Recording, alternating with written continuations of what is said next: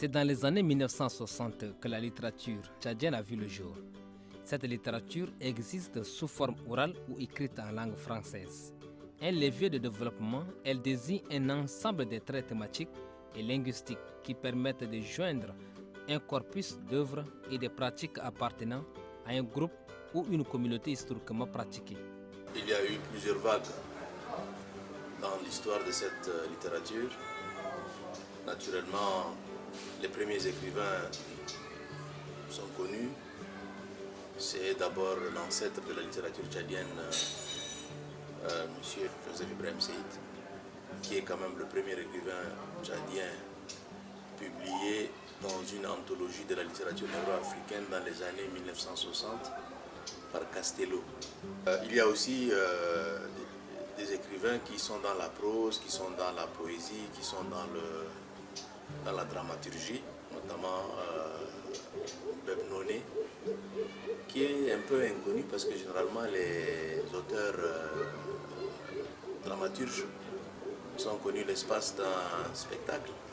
À travers la floraison des partis politiques, grâce à l'éclosion de la liberté et de la démocratie en 1990, la littérature tchadienne vit un développement.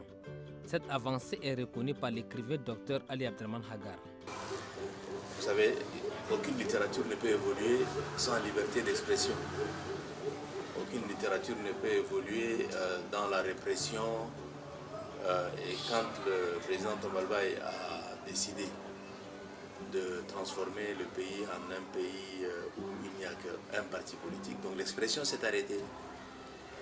Mais elle s'est arrêtée seulement à l'intérieur.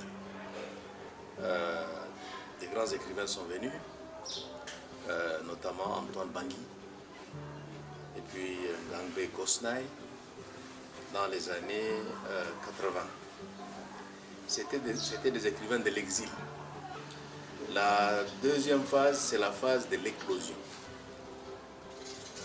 Elle a débuté avec Mohamed Hassan Ibrahim, avec Njekeri, Netono, avec Koulsi Lamko, avec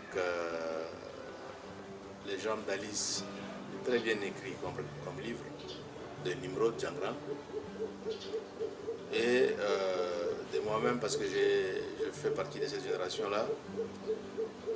Dans les années 80, j'ai commencé à faire des pièces de théâtre, et puis après des pièces de théâtre qui ont d'ailleurs été plusieurs fois envoyées en France dans le cadre du concours théâtral interafricain.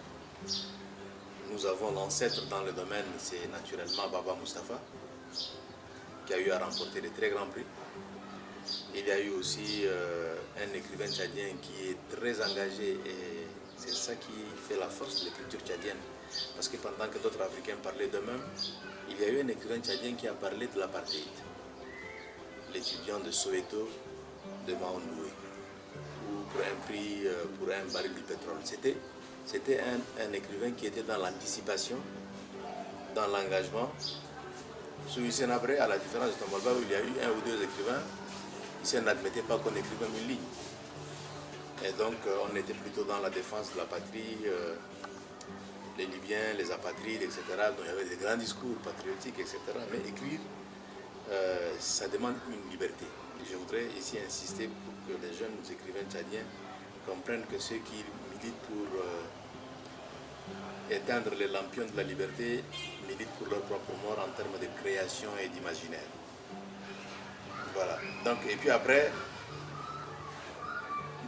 les années 90 ont vu l'éclosion de la liberté du point de vue créativité. Il y a eu beaucoup d'écrivains qui sont nés dans les années 80, qui avaient 10 ans en 90 et qui se sont mis à écrire à partir de l'an 2000. Il a fallu que les écrivains tchadiens, par le biais de leurs plumes, puissent mettre en pratique leur idéologie pour accorder une place prépondérante à travers la publication de leurs œuvres.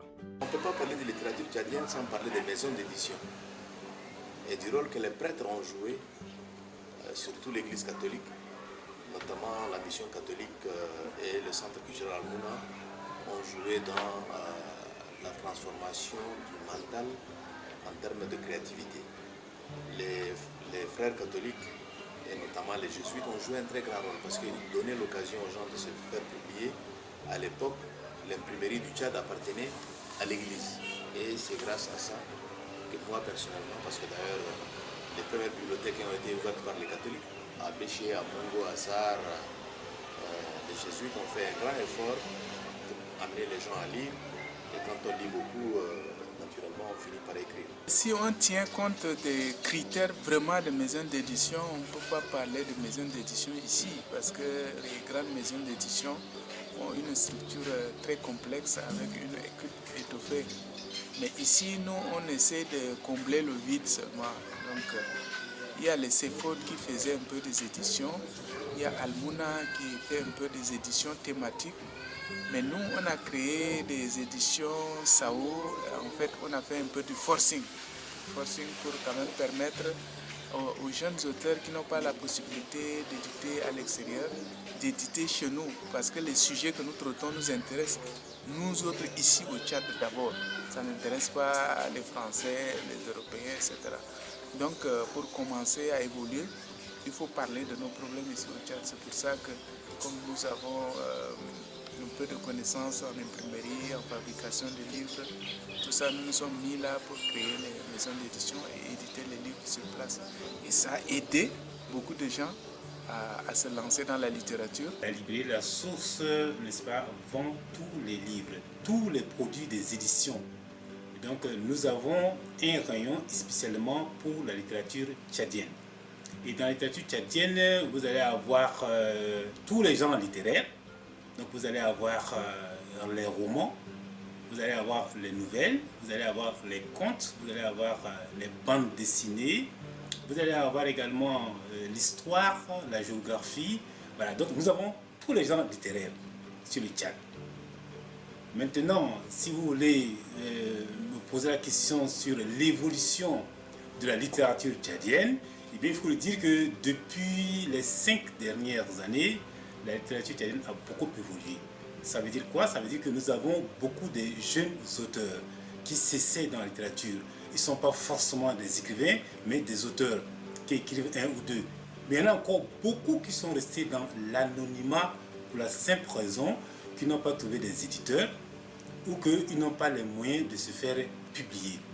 Et donc, les documents sont restés encore manuscrits. Par contre, ceux qui ont été publiés, vous allez regarder dans nos rayons, beaucoup des œuvres, par exemple, de nouvelles. Alors, vous avez beaucoup également de pièces de théâtre.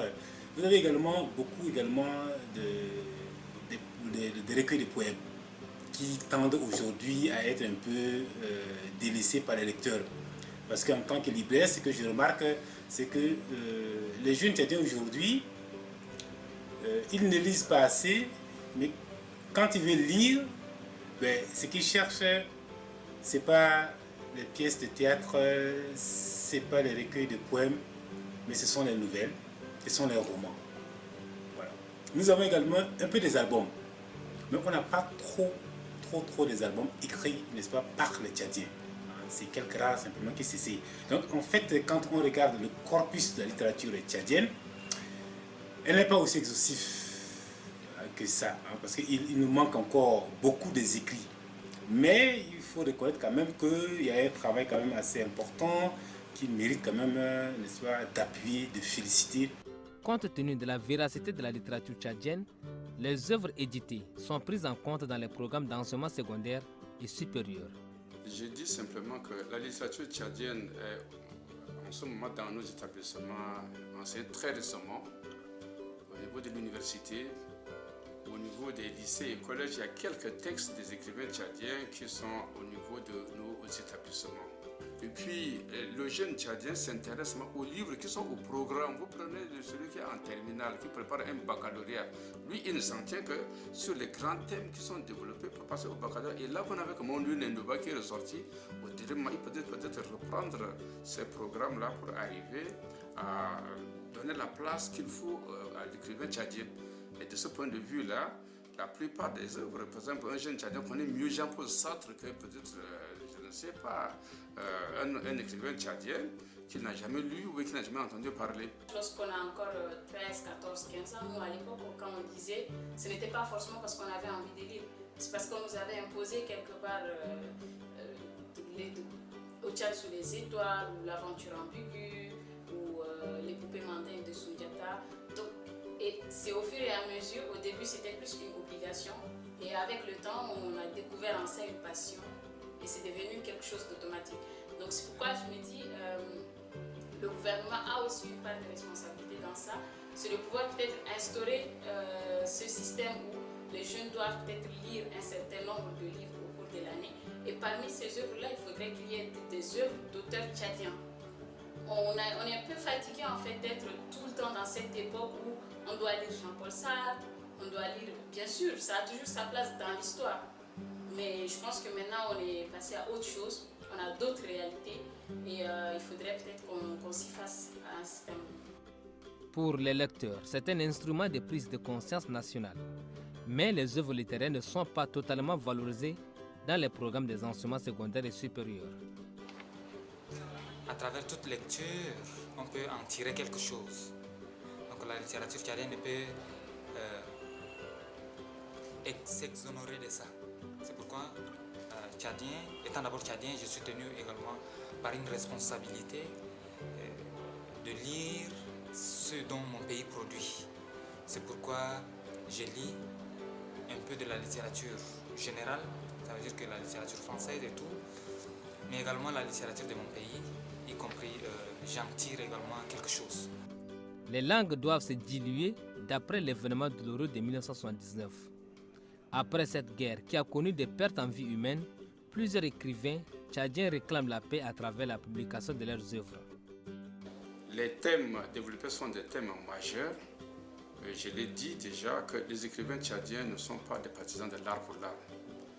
Ce qui les intéresse beaucoup plus, dans leurs écrits, on peut trouver que c'est l'idéologie littéraire qui prend le pas sur l'esthétique. Et ce n'est pas seulement l'esthétique qui les intéresse beaucoup plus. Et si on prend dans le domaine, par exemple, du théâtre, ce qui les intéresse beaucoup plus, c'est d'arriver à éduquer, c'est conscientiser, sensibiliser et libérer l'homme de certains tabous, de certains interdits qui freinent même le développement de l'homme d'une manière générale.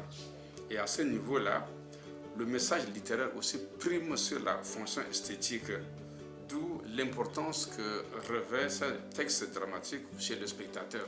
Cette forme littéraire permet aux Tchadiens d'adopter un comportement responsable dans le domaine de l'éducation et de la prise de conscience, ce qui contribue inlassablement au changement de comportement et de mentalité. C'est une littérature jeune, bien évidemment, mais c'est également diversifié. C'est ça qui fait la richesse de notre littérature, je crois. Et jusqu'à preuve du contraire, c'est une littérature qui est en vogue. C'est une littérature qui est en train de prendre des ailes. Cette littérature-là est de plus en plus riche et intéressante. On ne parle pas, comme disait un Tchadien, il dit que les écrivains tchadiens, eux, c'est quoi? Ils parlent que de la guerre, de la violence. Je dis, mais non, ça veut dire que vous ne connaissez pas les écrivains tchadiens. Vous ne lisez pas vraiment les écrivains tchadiens. Ils abordent toutes les thématiques. Que ce soit la guerre, que ce soit l'amour, que ce soit la femme sur l'enfant, c'est toutes les thématiques. Si on écrit quelque chose qui ne relève pas de nos réalités, quelque chose qui ne parle à personne, ça va être compliqué de se faire lire. Parce que la personne, lorsqu'elle lit un roman, pour mon compte, lorsque je lis un roman, j'ai besoin de me retrouver, de me situer, de me dire que oui, ce texte, il me parle. Naturellement, avec l'évolution de la littérature tchadienne, naît également la critique. Et le premier critique, c'est M. Taboy. M. Taboy, professeur de lettres de son état, écrivain, parce qu'il a écrit un livre extraordinaire pour moi qui suis du centre de l'Est. Aujourd'hui, nous avons des écrivains qui écrivent sur tout, de tout et partout. L'école devient à ce stade un lien de brassage et de communion. C'est dans cette logique qu'elle devient par la suite aussi le lien de dialogue de diverses cultures. La volonté y est. Il appartient au gouvernement de s'impliquer pour encourager les écrivains tchadiens. L'implication du gouvernement réduira le pouvoir d'achat d'une part et d'autre part la valorisation de la littérature tchadienne. Il il faudrait peut-être que l'État puisse subventionner ou des organisations puissent subventionner ces livres pour qu'il y ait accès à un grand nombre. Ça, c'est un. Et puis de deux, nos maisons de culture, quand vous y allez, il n'y a pas de livres des écrivains tchadiens. Comme vous l'avez dit, beaucoup de livres sont amenés peut-être d'Europe. Donc ces livres-là, c'est des écrivains européens qui sont là. Mais le ministère de la Culture doit s'y mettre aussi pour permettre à ce que des jeunes tchadiens aient accès à cette littérature. Mais quand on ne met pas ces livres à la disposition de ces jeunes, ils ne peuvent pas faire le miracle parce qu'ils n'ont pas de moyens de les acheter. Il faut agir sur toute la chaîne du livre. Ça veut dire encourager la production littéraire tchadienne. Pour qu'aujourd'hui, les œuvres de littérature tchadienne se trouvent facilement dans la sous-région, en Europe, partout dans le monde entier. Il faut que les écrivains tchadiens soient connus de par le monde, pas seulement ici au Tchad. Ceux qui sont connus aujourd'hui, on le compte simplement pour de bois. Chaque fois, on va te dire pour Silamko, on va te citer Nimrod Bena, on va te citer Bagad Danaï, encore, je ne sais pas qui encore. Alors qu'ici au pays, vous avez beaucoup d'écrivains. Et donc, il faudrait déjà encourager la production littéraire. Et donc, j'appelle maintenant le ministère de pouvoir avoir un fonds pour encourager la production littéraire. Et puis, deuxièmement, il faut détaxer tout ce qui est entrant, tout ce qui contribue, n'est-ce pas, à la production, n'est-ce pas, de livres dans les imprimeries. Il faut détaxer complètement, zéro. Ensuite, il faut, n'est-ce pas, multiplier les bibliothèques. Et les bibliothèques, il ne suffit pas simplement de multiplier les bibliothèques, mais il faut également les garnir. Il faut qu'il y ait plein de livres dans les bibliothèques. Nous avons 10 arrondissements ici en N'Djamena. Est-ce qu'il y a 10 bibliothèques dans les 10 arrondissements?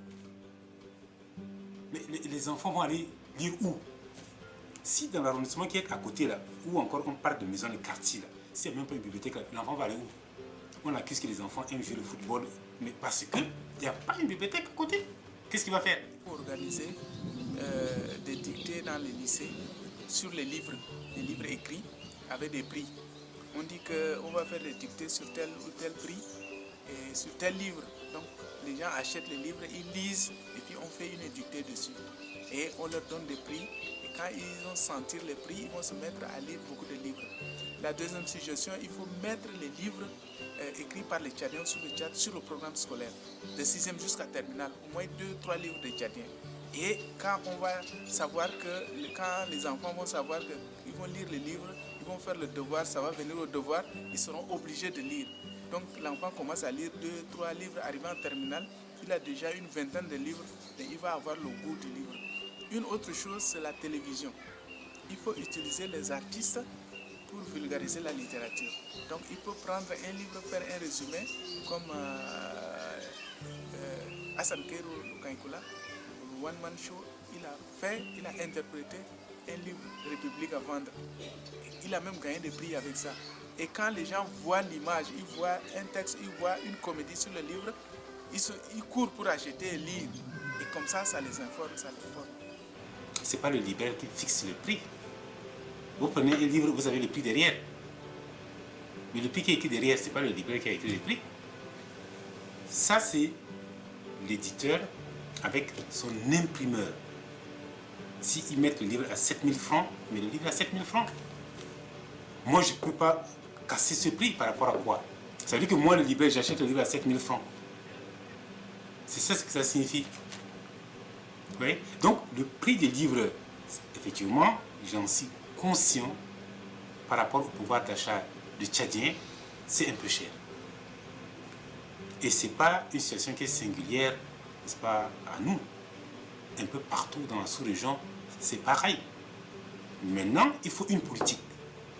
Une politique de l'État qui accompagne. Donc, l'État doit subventionner le livre. Si l'État subventionne le livre, un livre de littérature, un roman, qui va coûter peut-être 4500 ou je ne sais pas, 6000 francs, si ça peut revenir à 2000 francs. Mais voilà, ça donne déjà la facilité à l'élève d'avoir accès déjà au livre. Et ensuite, ça éviterait également les photocopies qui tuent les livres. Parce qu'aujourd'hui, vous allez remarquer que partout, autour du marché, les ambulants, ils prennent les romans et ils vont photocopier. Et c'est ça qu'ils vendent. Ce n'est pas agréable à lire, mais c'est aussi du vol. ils sont poursuivables. Donc si l'État subventionne le prix, eh bien, le prix baisse. Et quand le prix baisse, tout le monde a accès facilement. Mais si l'État ne subventionne pas, effectivement, vous allez voir que le prix des livres est cher parce que c'est l'éditeur, l'imprimeur qui fixe le prix. Et maintenant, si ce livre-là n'est pas fabriqué au Tchad, si ça doit venir de la France, imaginez-vous le transport encore. Quand ça arrive, il faut payer le transport. Et quand ça arrive, ça ne va pas entrer comme ça. Vous allez encore à la douane et vous payez ce qu'il faut. Jusqu'à ce que le livre arrive en librairie. Mais si vous regardez, il y a un coût énorme. Je suis contre le fait de dire écrivez. Honnêtement, je suis très contre l'idée de dire écrivez parce que il ne suffit pas de se lever un matin, de prendre un bic et de se mettre à écrire parce qu'après, il n'y a ni histoire ni français derrière. Moi, je dirais écrivons bien. Parce que c'est un roman qui peut se retrouver sans manquer de modestie. J'ai eu des personnes qui m'appellent de l'étranger pour me dire j'ai eu votre roman par mon frère qui a peut-être étudié avec vous à Dakar ou il a étudié avec vous à Tours. Ce qui veut dire que je suis en train d'exposer le Tchad à l'international ou bien le Tchad auprès d'une autre personne. Pour quelqu'un qui n'a pas connu des Tchadiens jusqu'ici, pour quelqu'un qui n'a pas côtoyé le Tchad jusqu'ici et qui tombe sur un roman qui n'a ni queue ni tête, qui n'est pas structuré, c'est un cliché. Non seulement c'est un cliché, mais il a la preuve que les Tchadiens ne valent pas plus que ce qu'il est en train de voir. Donc moi je pense que c'est surtout ça. Écrivons peut-être, mais écrivons bien. Diverses thématiques doivent être mises en exergue pour contribuer à l'évolution de la littérature tchadienne. Les Belles Lettres, c'est une émission qui a pour objectif de faire un peu de la promotion de la littérature tchadienne, donner un peu plus de visibilité à cette littérature-là qui peut-être n'est pas encore très connue sur le plan international. Et comme nous avons ce média qui est sur satellite, nous pensons qu'à travers cette émission, nous recevons des auteurs, des écrivains tchadiens. Donc, nous leur posons des questions, donc ils s'expriment et à travers cela, le monde entier peut nous suivre. Alors, nous pensons qu'en faisant cela, donc, nous sommes en train de vouloir mettre un peu l'accent sur certains défis que la littérature tchadienne rencontre. La littérature tchadienne a de l'espoir, hein. Je dis bien de toutes les dimensions que nous avons. La littérature tchadienne, d'une manière générale, véhicule le message de la paix, véhicule le message de la tolérance, le message de la compréhension. Je crois que ce sont quand même des grands ingrédients aujourd'hui qui sont des mots de la survie de l'humanité. Et donc, il y a de l'espoir au niveau de la littérature tchadienne. De mon œil de lecteur, je peux dire que c'est une littérature qui a besoin d'être encouragée, qui a besoin d'être renforcée. C'est vrai que c'est une littérature qui a ses limites, évidemment. Oui, parfois la qualité de l'écriture pour certains de ces auteurs laisse un peu à désirer. Mais comme ils sont nouveaux dans le domaine, ils n'ont pas encore retrouvé leur marque, je dirais. Je mets ça sur le compte de la genèse. Oui, ils sont encore jeunes, il ne faudrait pas qu'on soit trop rigoureux, on soit trop exigeant avec eux. Donc je crois que ça va constituer ce que je dirais comme limite à cette littérature. Mais sinon c'est une littérature, c'est une très bonne littérature. Si par exemple ce sont ces livres que nous essayons d'inscrire au programme dans nos établissements scolaires, je crois que les enfants vont lire. Si aujourd'hui je crois que beaucoup de gens ne les lisent pas, c'est parce qu'ils ne se retrouvent peut-être pas dans les histoires qu'on raconte. Donc si par exemple on vous propose un livre dans lequel vous allez vous retrouver avec les personnages, vous pouvez voyager. Un livre qui évoque la géographie de notre pays, l'histoire de notre pays, la société tchadienne de façon générale qui est invoquée à l'intérieur de ce livre. Je crois que beaucoup de gens vont lire, rien que pour ça. Si on vous dit que l'histoire se passe en Mbreguebe, tiens, les gens vont lire rien que pour Mbreguebe parce que là, je crois que c'est à travers ça qu'on peut donner le goût même de la lecture aux gens. Sa croissance est également dans la douleur parce que il fallait écrire alors que les présidents qui avaient d'autres objectifs ne voulaient pas qu'on écrive. Et son éclosion comme une graine qu'on sème et qui grandit et qui finit par crever le plafond et qui devient ce qu'elle est devenue. Là, la littérature tchadienne est un arbre, on ne peut pas le déraciner. Je me demande quel est ce censeur qui pourra aujourd'hui empêcher les Tchadiens d'écrire. Il va avoir beaucoup de difficultés. Et